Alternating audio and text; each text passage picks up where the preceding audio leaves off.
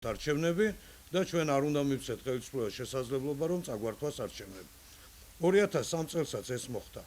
არჩევნები მოვიგეთ ჩვენ ჯერ და შემდეგ ამ არჩევნების დაცვა მოხერხდა. არჩევნების გარეშე შევარდნაძის ხელისუფლება არ წასულა.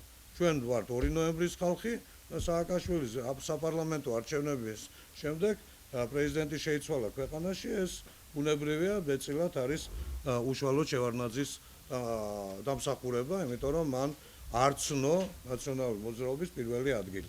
ასე რომ ჯერ არჩევნებით და არჩევნების ფონზე. რას ნიშნავს? ეს ნიშნავს იმას, რომ როდესაც ოპოზიციური ძალა იგებს არჩევნებს და როდესაც საგარეო პოლიტიკური კონიუნქტურა ისეთია, რომ დასავლეთი ქართველი ხალხის არჩევანს ხარს უჭერს, მაშინ საქართველოში ხელისუფლება იცვლება. ასე მოხდა 2003 წლის ნოემბერში. როდესაც ხალხი ხმას აძლევს მოქმედი ხელისუფლის წინააღმდეგ, მაგრამ მას არ აქვს საერთაშორისო მხარდაჭერა, მაშინ ხელისუფლება საქართველოში ვერ იცვლება. ასე მოხდა 2008 წლის იანვარში საპრეზიდენტო არჩევნებში. შეგახსენებთ, რომ მიხეილ სააკაშვილმა თბილისში ოფიციალური მონაცემებით მიიღო 31%. 2/3 ხმა მისცა სხვა კანდიდატებს.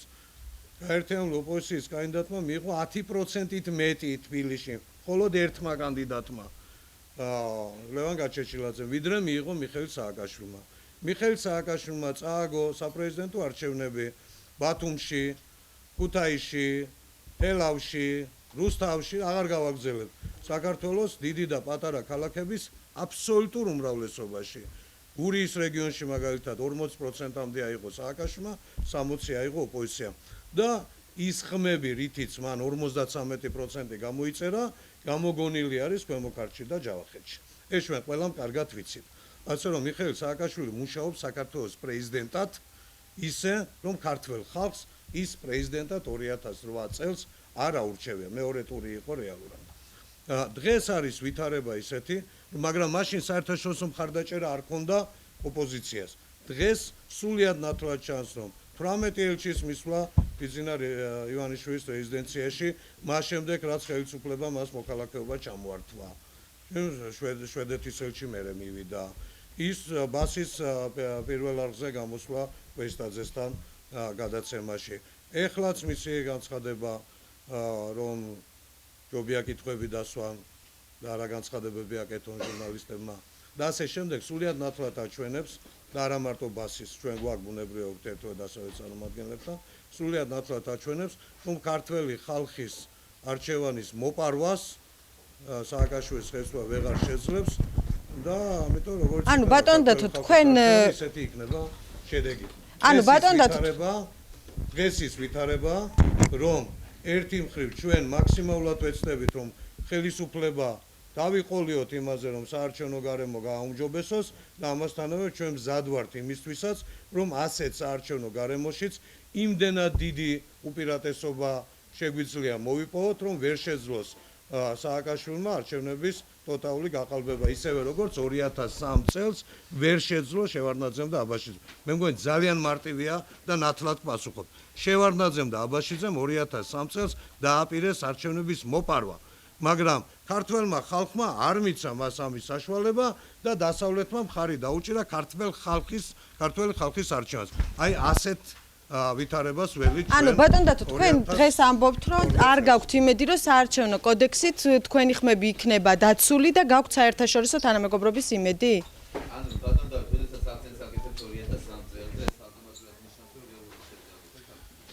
რევოლუცია კიდე ძალიან პირობითი ტერმინია და მე დიდი მოყვავილი არცაზოს ვიყავი ამ ტერმინის. 2003 წლის 2 ნოემბერია მთავარი ფაქტორი.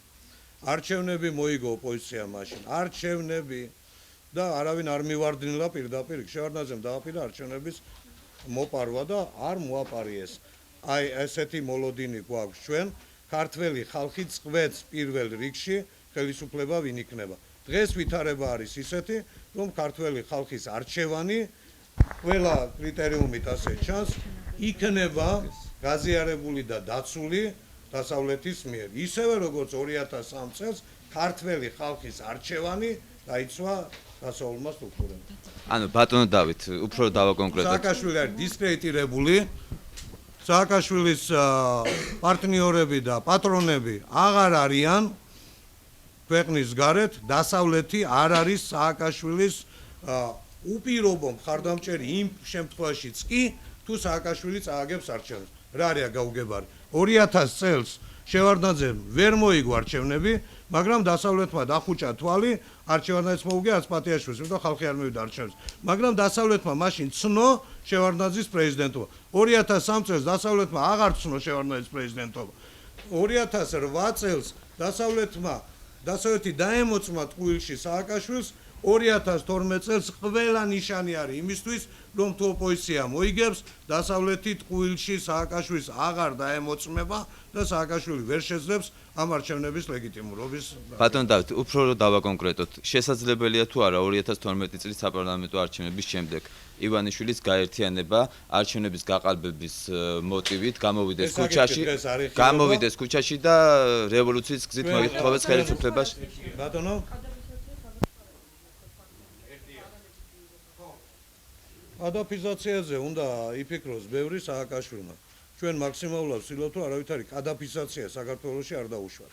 ეხლა რესპუბლიკელებს მე მგონი ხელისუფლებისთვის სასარგებლო არის, რომ მომავალი პოლიტიკური ხელისუფლება მაღალი ალბათობით იქნება ივანიშვილის რესპუბლიკების თავისუფალი დემოკრატების და სხვათა კოალიცია, ამის ალბათობა მაღალია და მე ვფიქრობ, მაგრა გაუმართლა ხელისუფლებას, რომ სწორედ არარევანშისტული ძალები იქნებიან ხელისუფლების ჩამონაცვლებლები. ჩვენ არა ვართ რევანშისტები და თუ კი ვინმე მათ უსაფრთხოებაზე იზრუნებს, პირველ რიგში ჩვენ ვიზრუნებთ. ვინ არ ზრუნავს წაგებულების უსაფრთხოებას და ვინ არის პოლიტიკური ანგარიშწორების მთავარი ფაქტორები.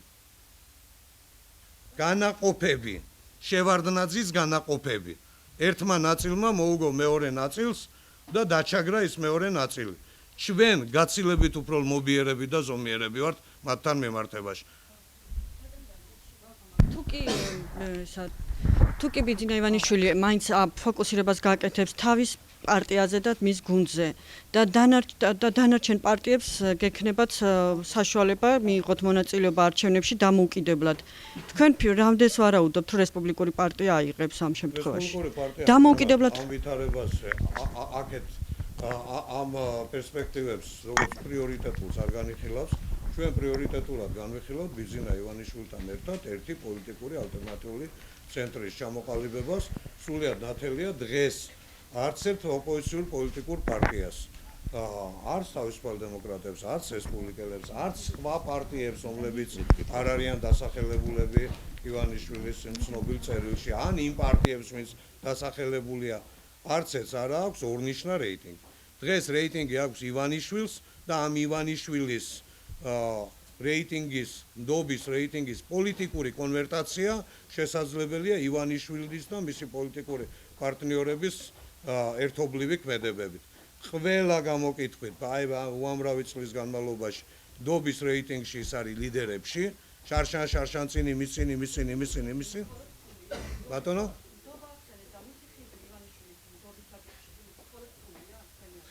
მე მგონი თქვენ თავად იცით, რომ ფული კი არ არის მარტო, იმიტომ არ ქონდა ბადრი პატარკაიჩვილს მაღალი ნდობის რეიტინგი. თქვენ ხომ ეს იცით. მისი ხიბლი არის მისი მეცენატობა. არა, მე ხო და ბადრი პატარკაიშვილსაც ქონდა ფული, მასაც ქონდა მეცენატობის გარკვეული გამოცდილება, თუმცა გაცილებით ნაკლები დოზით ვიდრე ივანიშვილს. ივანიშვილის ნდობა როგორც მაღალი ნდობის რეიტინგი, რაც მას აქვს ბევრი წლის განმავლობაში, განსაზღვრული არა იმით, რომ ამ კაცს ფული აქვს, არამედ იმით, რომ ამ ფულის როგორც ინსტრუმენტის მეშვეობით ის ქველმოქმედია.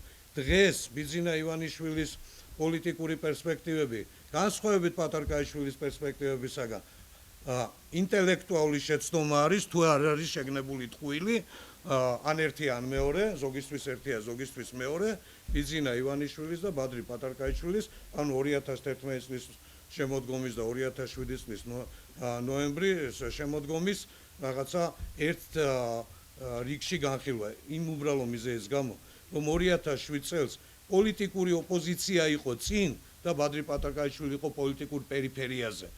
აიღო პატრიკაშვილმა 4-ჯერ ნაკლები ხმა, ვიდრე აიღო გაერთიანებული ოპოზიციის კანდიდატმა. ეს ფაქტები დასტურდება, სტატისტიკით დასტურდება. დღეს ბიზინა ივანიშვილი არის ამ ოპოზიციურ ზიარჩურჩელში წინ და ოპოზიციური პარტიები არიან შემადგენელი ნაწილი. გამსაზღვრელი არის ბიზინა ივანიშვილი ამ შემადგენელ აი ამ ოპოზიციურ ალტერნატიულ პოლიტიკურ ცენტრში. ის რომ დღეს ხალხმა დაიწყო გამოაცხადეს რაც არასამთავრობო ორგანიზაციებმა, რაცა მისი მოქალაქეობისთვის ხელმოწერების შეგროვება. ნუ მე ამას დავარქმევდი ესე პირობითი სახელი თუ ლოზუნგით, ნუ მილიონი მოქალაქე ივანიშვილის მოქალაქეობისთვის. აი ეს კამპანია არის. ეს კამპანია იქნება და ის რომ ბიზინა ივანიშვილს ეუბნებიან რომ შენ არ ხარ ქართველი, შენ არ ხარ საქართველოს მოქალაქე და რომელიმე რუსის შეზარხოშებული მსახიობი რუსეთის მოქალაქეც რომ არის და საქართველოს მოქალაქეობასაც რომ მიანიჭებს სააკაშვილი, ამას ქართველი ხალხი არ მიიჩნევს სამართლიან გადაწყვეტილებად სააკაშვილის მხრიდან. დიდი მადლობა. იქ ჯანაძილებან გაჩიცილაზე გოგა ხაინდრავა არ მოხდებიან ივანიშვილის ამ გაერთიანებაში. ეხლა არც ისინი არიან რევანშისტები. ეხლა თქვენ ვინც დაასახელეთ რაიმე განსაკუთრებული რევანშიზმით, მე მგონი არც ერთი არ გულისხმობდით თქვენ რევანშისტებში. ვის გულისხმობდით რევანშისტებში მაშინ? დღეს ეს აღარ არის აქტუალური.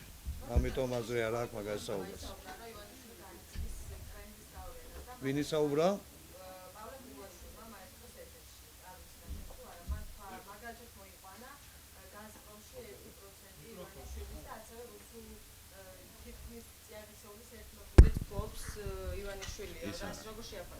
თქვენ წაკითხული გაქვთ მაგალითად მიხეილ სააკაშვილი წელი ინტერვიუ 2004 წლის აპრილში, სადაც იმდენი თბილი სიტყვა პუტინზე დახარჯული, რომ მე შემოწმე.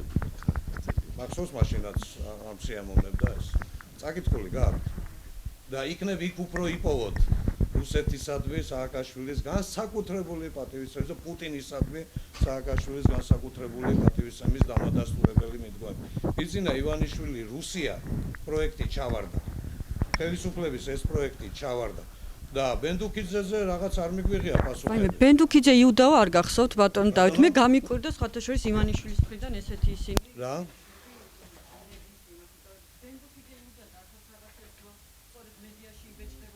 მე რა კარგია თუ? მოდი ახლა ერთ რამეს ვიტყვი. არ დავასახელებ. თქვენ რომ ბენდუკიძე იუდა გახსენდება. ერთი რა ჩვენს პოლიტიკურ ძალას რამე კავშირი აქვს ამას. მოდი და მოკითხეთ მანანა არჩვაძეს, მე მგონი მისი ხალხი ამბობდა, ხო? მე სხვა რამეს გაგახსენებთ. არ ვიტყვი იმ სიტყვებს, რაც 7 ნოემბერს ისმოდა და ერთ-ერთი ადრესატი ამ სიტყვების იყო ლიკა ბერაია. ორი სიტყვისგან შედგება. ერთი ქსენოფობიური იყო ერთი სიტყვა და მეორე შეურაცხყოფელი მანდილოსნისთვის. რაც ეძახდნენ იმედი ჟურნალისტებს და კონკრეტულად ლიკა ბერაიას გახსოვთ? გახსოვთ? არ გახსოვთ? არ გახსოვთ რას ეძახდნენ? როდესაც ხო, ნუ ურიას გახსოვთ, ხო? სამარცხვინო იყო ეს ხელისუფლების მხრიდან მაშინ და სამარცხვინო არის, როდესაც თუ კი ვინმე ამას გამოიყენებს. მაგრამ ახლა აი ეს ვითარებაა და ახლა ბენდუკიძე იუდა ეს პასუხი მოვკითხოთ იმას, მე სხვა რამეს ვამბობ.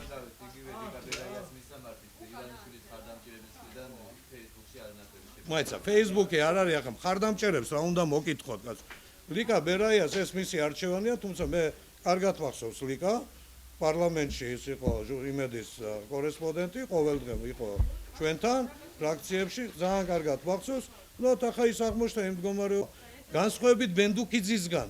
ივანიშვილი არ ეჯდა იმას, რა ქვია, ელცინს მუდმივ შეკრებებზე, საჯარო შეკრებებზე, ოლიგარქების, ბენდუკიძის ორგანიზებული იყო. ბენდუკიძესთან კითხვები არ უჩნდება?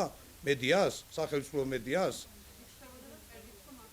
და ბატონ დავით ერთი რაღაც დაზუსტება მინდა რომ სახელმწიფო მედია ვიგულისხმე ხა თქვენ ბატონ დავით 2003 წელს თქვენ თქვით რომ 2003 წელს თქვენ მოიგეთ არჩევნები და შემდეგ ხმების დასაცავად გამოხვედით ქუჩაში 2012-ში თუ მოიგებთ არჩევნებს ასევე აპირებთ რომ გამოხვიდეთ ქუჩაში მის დასაცავად თუ ესეთი სიტუაცია შეიქმნება დიდი არის უპირატესობა ამჟამად და ამის უზრუნველყოფა ჩვენ შეგვიძლია მოგებული არჩევნების მოპარვის ცდელობა შესაძლოა არც კი იყოს ხელისუფლების მხრიდან, ვერ იყოს ხელისუფლების მხრიდან.